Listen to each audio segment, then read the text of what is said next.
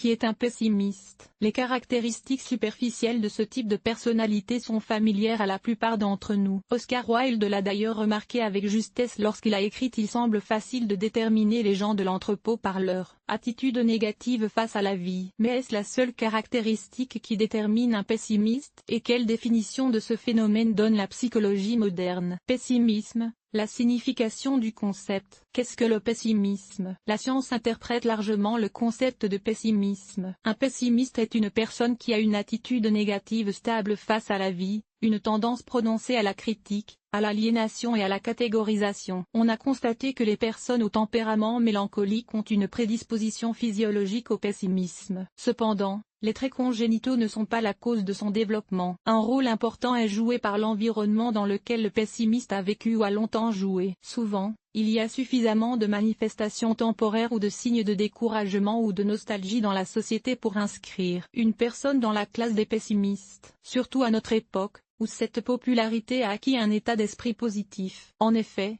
il y a des moments difficiles où les sentiments négatifs envahissent la tête et provoquent des attitudes négatives à l'égard de ce qui se passe. Et c'est normal. C'est pourquoi la détermination d'un pessimiste ne doit pas se faire par un seul signe, mais par une série de différences caractéristiques. Critères permettant de reconnaître un vrai pessimiste. Tout d'abord, il s'agit d'une humeur négative stable dans tous les domaines de la vie ainsi que dans tous les domaines de la vie, par exemple, la carrière, la relation avec les parents, la famille. Les autres signes d'un pessimiste sont les suivants: habitude de reporter les échecs passés sur des actions futures qui n'ont pas encore été entreprises. Plaidoyer de culpabilité pour l'achèvement insuffisant d'une procédure, même lorsque tous les signes d'une issue positive sont évidents. Attitude douloureuse à l'égard des changements futurs dans la vie personnelle et dans la société. Préjugé persistant selon lequel tout bien doit indubitablement être payé par des difficultés et de l'adversité. Attitude de méfiance pessimiste à l'égard des autres. Recherche permanente d'intentions égoïstes ou intéressées. Les pessimistes ont également l'habitude de critiquer ce qui se passe et de se plaindre régulièrement de leur sort. Les principaux types de pessimistes et leurs principales différences. Les pessimistes se répartissent en deux catégories, selon le mécanisme de développement des croyances: l'irrationalité. Les pessimistes qui ne prêtent pas attention à l'état réel de la vie ne croient pas en la possibilité d'un progrès ou d'une amélioration. Même dans les moments positifs, tout leur semble sombre. Ils sont fermement convaincus des échecs et des erreurs à venir. Cela est souvent dû à une faible estime de soi. Rationnelle. À l'inverse, ces pessimistes ont des raisons de tirer des conclusions sur les difficultés et les problèmes à venir. Cependant, ils ont souvent tendance à exagérer les mauvais aspects de leurs expériences de vie. Ils utilisent ces faits pour expliquer leurs attitudes négatives et leur découragement, attirant ainsi davantage l'attention sur eux. Il convient de noter que si les pessimistes rationnels ont parfois raison, ils exagèrent encore plus souvent l'importance des échecs passés. Il existe également des formes de transition entre ces deux espèces: le pessimisme, pour le meilleur ou pour le pire. Il est impossible de donner une réponse claire à cette question. Les pessimistes peuvent avoir des aspects positifs comme négatifs. Il est important de le noter, car la prédominance de la pensée positive à l'époque moderne n'est pas toujours bénéfique. Elle sépare souvent les pessimistes de la norme et ne permet pas toujours une évaluation sereine des situations et des possibilités. Avantages des pessimistes, inconvénients des pessimistes. Les pessimistes ont des attentes moins élevées dans la vie et risquent moins d'être déçus. Ils sont mieux préparés à l'avenir et mieux informés sur les détails. Les états d'anxiété fréquents qui leur sont associés ont un impact négatif sur la santé. L'habitude de comparer et d'analyser favorise l'activité cérébrale et le développement intellectuel. Difficulté à communiquer avec les autres. Manque de réelles opportunités dans la vie à cause du rejet du moindre risque. Développement et renforcement des complexes associés à une faible estime de soi. Est-il utile de se débarrasser du pessimisme? S'il se manifeste sous la forme d'une préparation adéquate aux difficultés et d'une acceptation rationnelle des conséquences négatives d'une situation, il ne faut pas le supprimer. Les manifestations modérées correspondent à la réalité et se forment au cours d'un processus d'analyse sereine. Elles se caractérisent par une attitude responsable face à la vie et l'habitude d'examiner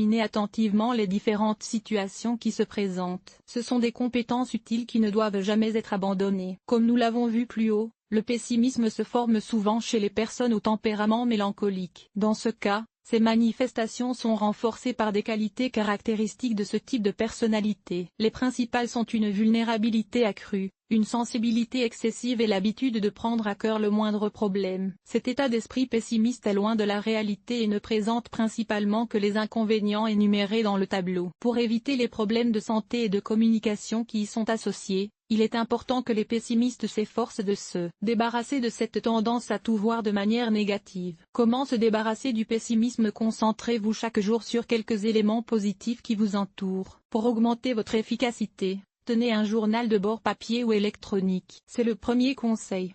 En voici d'autres. Cultivez une attitude de respect pour toutes les expériences de la vie et retenez toujours 2 ou 3 moments positifs pour vous. Même si vous avez échoué, traitez le manque d'estime de soi. Une faible estime de soi entraîne souvent un manque de confiance en ses forces et des doutes quant à la possibilité d'un avenir meilleur. Prévoyez de changer régulièrement d'environnement afin d'élargir vos horizons et de comprendre davantage de scénarios sur ce qui se passe. Et plus encore, corrigez l'habitude de penser sans cesse aux mauvais événements et laissez-les résolument dans le passé. Caractéristique de la communication avec les pessimistes. Lorsqu'on communique avec des pessimistes, il est facile de perdre la sympathie et d'être entaché de négativité. Les experts recommandent donc de suivre certaines règles lors de la prise de contact avec eux. Tout d'abord, il convient d'analyser le comportement de la personne et d'en identifier les causes. En effet, tous les pessimistes ne sont pas constamment inquiets de ce qui se passe. Il existe une catégorie de personnes qui affichent publiquement leurs souffrances et exagèrent délibérément leurs problèmes. Elles le font pour susciter la sympathie et l'utiliser à leur avantage. Par exemple, elles transfèrent des tâches aux autres. Si vous repérez des tentatives de manipulation dans vos conversations avec des pessimistes, il est important de les étouffer dans l'œuf avec prudence mais assurance. Sinon, le pessimiste démonstratif deviendra un parasite qui vous fera perdre beaucoup de temps et d'efforts. Si le comportement de la personne n'est pas manipulateur et qu'elle est réellement en proie à des croyances sombres, il convient de suivre les recommandations suivantes. Acceptez la personne telle qu'elle est. N'essayez pas de lui imposer vos croyances ou de lui dire comment vivre sa vie. Dans la communication, concentrez-vous sur la construction. Restez à l'écart des murs vides de sens. Offrez le sanctimonium de l'interlocuteur et parlez des décisions possibles de la situation. N'adoptez pas une attitude négative envers vous-même. Ne vous précipitez pas pour céder aux sentiments pessimistes de votre interlocuteur après la communication. Prenez le temps de comprendre le dialogue et ne retenez que les faits et les informations utiles. Ce à quoi il faut prêter attention lorsqu'un enfant penche vers le pessimisme. Il convient également d'analyser les raisons de l'apparition d'un tel comportement. Si le problème vient de l'attitude de la famille à l'égard du négativisme, il faut travailler avec les parents. La famille a la plus grande influence sur le comportement de l'enfant. Il est donc très important de veiller à ce que le climat familial soit sain. Si le pessimisme apparaît même dans ces conditions, il convient d'en déterminer les causes. Il y a peut-être 2 possibilités. Les influences extérieures négatives. Les caractéristiques innées du psychisme. Il vaut la peine de consacrer plus de temps au jeu et à la communication pour modifier le comportement des enfants dans de telles situations. Dans le même temps, il convient de mettre l'accent sur les moments positifs de la vie et sur les réussites. Il est également nécessaire de travailler sur la sécurité et la formation d'un sentiment de sécurité. Si les enfants ne peuvent pas être sauvés de leur tendance à se précipiter dans la négativité, ils auront besoin de l'aide d'un psychologue qualifié. Sinon, à l'avenir, les bébés de Pessi deviendront des adultes avec les problèmes susmentionnés. Ils peuvent entraver son plein développement et atteindre le bonheur dans la vie. Vous comprenez maintenant mieux ce qu'est un pessimiste. Certaines de ces qualités sont utiles dans la vie. Par exemple, l'habitude d'aborder la vie avec la responsabilité de ne pas construire d'attentes exagérées par rapport à ce qui se passe. Cependant, le pessimisme est généralement plus néfaste. Par conséquent, n'ignorez pas les symptômes de vous-même ou de vos proches. Ne le laissez pas être un obstacle à une vie heureuse et bien remplie.